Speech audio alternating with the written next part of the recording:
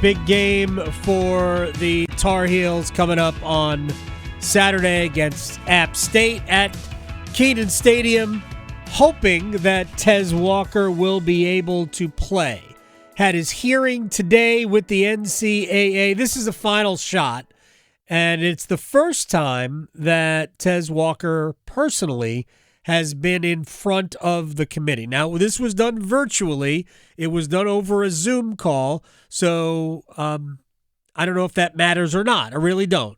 But it was the first time he had been able to address the committee with like his own, emotions, if you will. Everything else had been done via a portal where he just explains himself. But in this case, they got to actually hear him talk. The word is that he presented his case, his emotions well. I don't know that we would hear if he didn't, or maybe we shouldn't even expect that he couldn't, but the word is that he did very well. We do not have a response from the NCAA yet, which I know it's crazy. What's today, Thursday? 5:15 game, right? So we are 52 hours, roughly, from kickoff.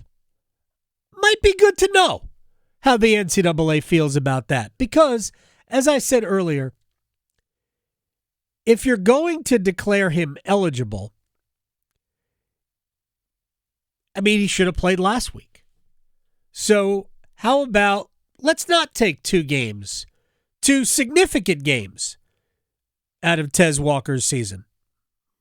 Let's think about that. So I'm hoping that the NCAA will grant him eligibility to play and do it, honestly, today. I don't know when they're going to respond. They didn't respond, was it Tamari Fox last year? They took like a month before they said, no. So, just get to it. Let the kid play. But as I pointed out earlier, and we talked about it yesterday, and if you want to read a really good piece about it, I retweeted it last night or yesterday afternoon. Greg Barnes' piece from Inside Carolina does a great job explaining it, and it left me being pessimistic, to be perfectly honest. But this is where I believe, this is what I would put into the category of a fairly written article. Tons of information about how this whole thing played out, timeline, responses, all of that. He has documentation.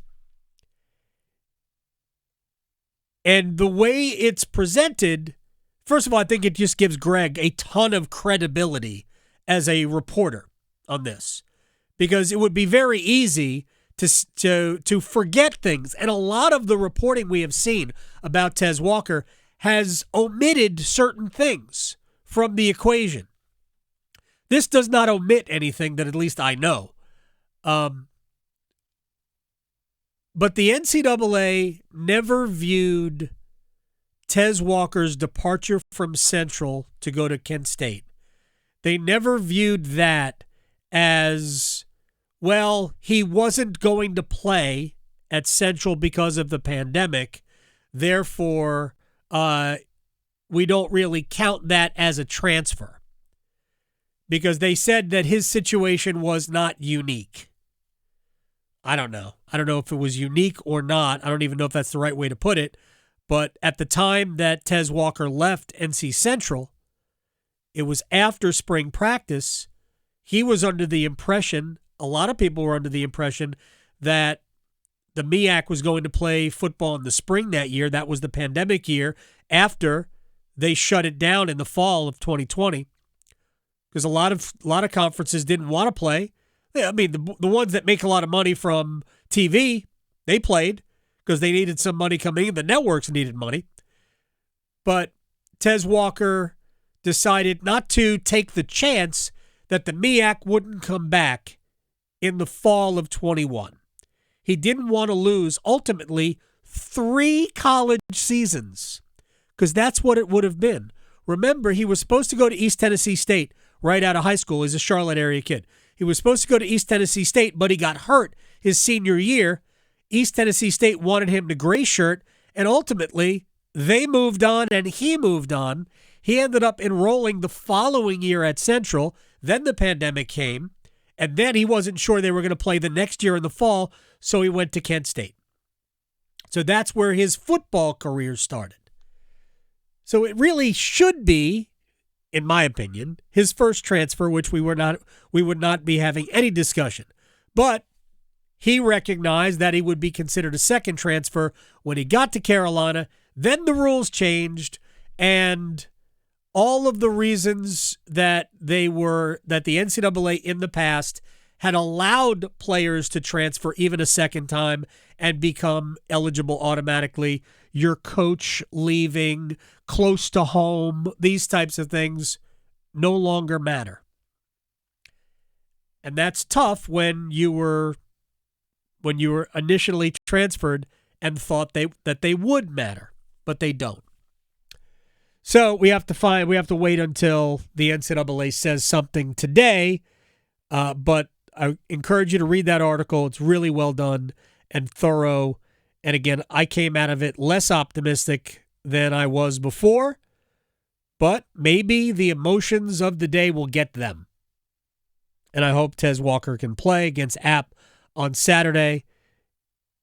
But if he's going to be declared eligible by the NCAA, let's just do it. I mean, what else do you need? I mean, the committee that he spoke to is the committee that will make that determination. They don't have to report back. We should just get an answer.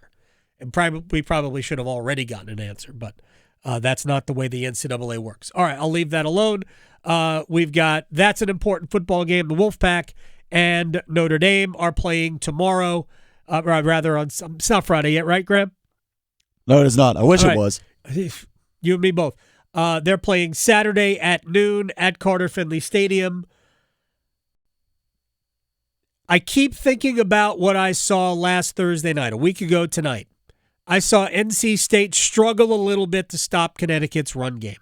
I saw NC State struggle a little bit to create their own run game. Now, their own running game was okay. Wasn't great. It was okay. It's mostly Brennan Armstrong. Right? Well, it was mostly Armstrong scrambling, right? It wasn't a lot of designed runs for Armstrong. It was mostly Armstrong buying time, making plays with his legs, a bunch of third downs that he was able to convert out of the pocket. But my biggest takeaway was, as I'm watching the game going, because I had already watched Notre Dame the weekend before in Ireland, run the ball straight ahead on Navy. And I'm not saying that Navy is a great defensive front, but I saw Connecticut have success a lot running the ball. I think Connecticut averaged over 6 yards a carry in the game. Now, they obviously didn't stay with it for whatever reasons, and State's defense made a lot of plays throughout. The passing game was not there. It makes you wonder why they didn't just run it all the time. They also had that 70-yard touchdown run, which of course impacts the overall average. But they had success a lot running the ball.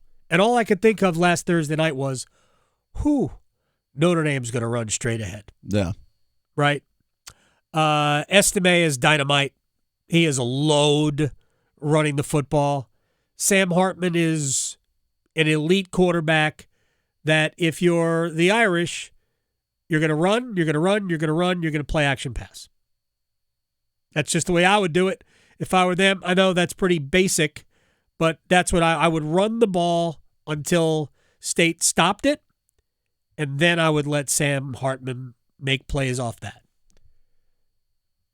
But State's got a great defense, and hopefully they'll be better than they were against Connecticut, especially in the early going of that game. Connecticut went right down the field their first drive, which was concerning.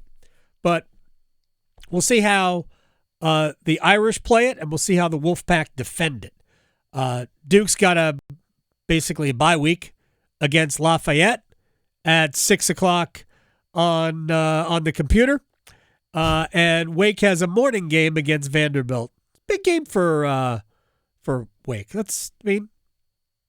You got to, because I didn't think they were great against Elon. They started off good. First half, you thought the game might have been over. They were good in the first half, but I still don't even think they were great in the first half. I mean, Wake has changed the way we look at Wake, I think. I expect Wake to be really good. Dave Clawson's done a good job of setting a certain standard there over the last couple of seasons. That's exactly competing for divisional titles, which don't no longer exist. Yeah, right. Can't do that anymore, but still. And actually, they weren't really competing for division titles when Clemson was doing Clemson things. A couple of years ago, obviously, it was different. But they were just so in the second half that I think this week is a big week for Wake Forest.